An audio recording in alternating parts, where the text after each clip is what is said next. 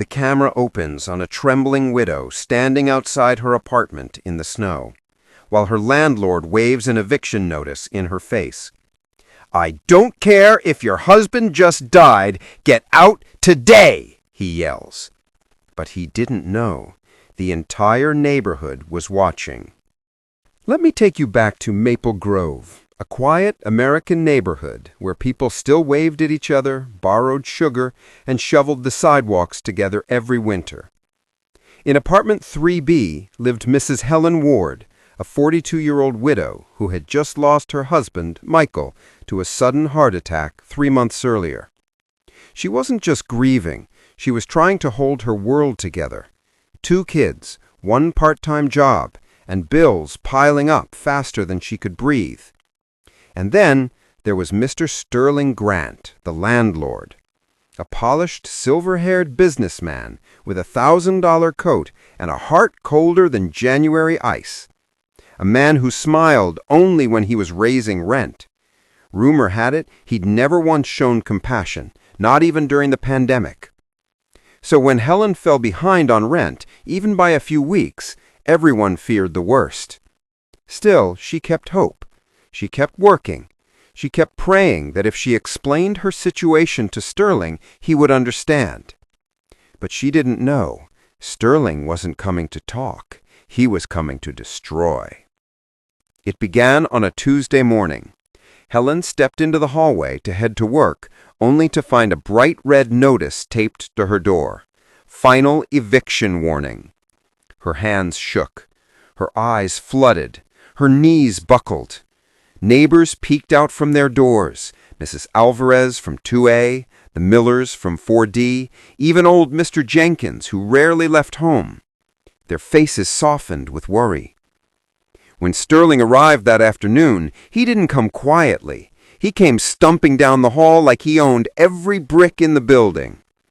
"Helen, I'm done waiting. You have 48 hours, he barked. No sympathy, no mercy, just pure, polished cruelty. Helen begged, her voice trembling. "Please, Sterling, I just need a little more time. I'm catching up. Just please." But he scoffed. "Your personal problems are not my responsibility." He turned away, confident the matter was settled. Except it wasn't, because what he didn't realize was the neighbors heard everything, and this time they weren't staying silent. That night, something unexpected happened. One by one, Helen's neighbors knocked on her door. Some brought food. Some brought envelopes. Some brought tears. Mrs. Alvarez was the first. "Helen, you helped me when my son was sick. Now let us help you." The Millers followed. Then the college students from 1C. Then the single dad from 5A. They all said the same thing. "You are not leaving this home." By midnight, the whole building had formed a plan, a kindness rebellion, if you will.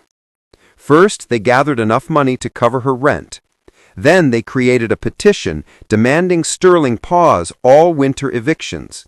And finally, this was the genius part, they called the local newspaper. Which meant by the next morning, Sterling's cruelty was headline news, and he was not happy about it. Sterling stormed into the building like a furious typhoon, waving the newspaper in his hand. "What is the meaning of this?" he yelled. But this time, he wasn't facing one widow. He was facing an entire community. The neighbors stood shoulder to shoulder in the hallway, dozens of them, unified, calm, unmoving. Mrs. Alvarez spoke first. "We know the law. She's grieving. Winter evictions are illegal in this district without court approval." Mrs. Alvarez added, "You can't push around vulnerable people just because you have money." Even old Mr. Jenkins stepped forward with his cane. "You will not put this woman on the street while I'm still breathing." Sterling's face tightened. Then Helen, with tears in her eyes, but strength in her voice, said, "I'm not asking for charity, just kindness, just a chance." Something cracked inside Sterling. Or maybe it was embarrassment, or guilt, or the weight of 50 pairs of eyes watching the truth of who he really was. Slowly, reluctantly, quietly, he folded the eviction notice and said, "You can stay." But the neighbors, they didn't cheer. They didn't celebrate. They just nodded, because justice had finally arrived. With the eviction canceled and the community rallying around her, Helen slowly rebuilt her life. She found a better job. She caught up on rent. Her children smiled again. And the building? It became a family, one where everyone looked out for each other. As for Sterling, well, after being exposed, he quietly changed his policies. No more winter evictions, no more heartless deadlines. Maybe, just maybe, he finally learned what it meant to be human. And the moral? Kindness isn't about big gestures.